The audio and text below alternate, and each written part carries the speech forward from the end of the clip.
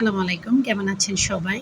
সুন্দর একটি সকাল, তবে সবার জন্য সুন্দর হয় না। ফুল দেখলেই সবসময় মনে শান্তি আসে না।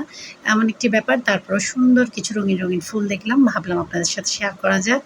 আর আমি নিজেই দেখে মুগ্ধ হয়েছি। যদিও বা মনের ভিতরে ঝড় তুফান চলছিল, তারপরেও গোলাপ দেখলে কার মন ভালো হয় না বলেন তো? তাও আবার এমন টুকটুকে লাল গোলাপ দেখলে। তো ৪-৫ টা ঘুরে, ঘুরে দেখছিলাম। এখানে আমার আসা হয়েছে অনেকদিন পর। তো ৪-৫ টা ঘুরে, ঘুরে দেখছিলাম সৌন্দর্যের ভিতরে কেমন যেন একটা নিষ্ঠুরতা বা টেনশন লুকিয়ে আছে। তো সাদা ফুল, লাল ফুল, নীল ফুল, হলুদ ফুল সব দেখছিলাম আর ভাবছিলাম এত রঙিনের ভিতরেও কীভাবে এতটা ধূসর কালো কষ্ট মনের ভিতর লুকিয়ে থাকে। তো সব কিছু দেখছিলাম আর ভাবছিলাম। পাশাপাশি আমার ছেলের সাথে আমি কিছু কথাও শেয়ার করছিলাম। সব কিছু দেখে শুনে তারপর কাজে লেগে পড়লাম। যেই কাজে গিয়েছিলাম সেই কাজে।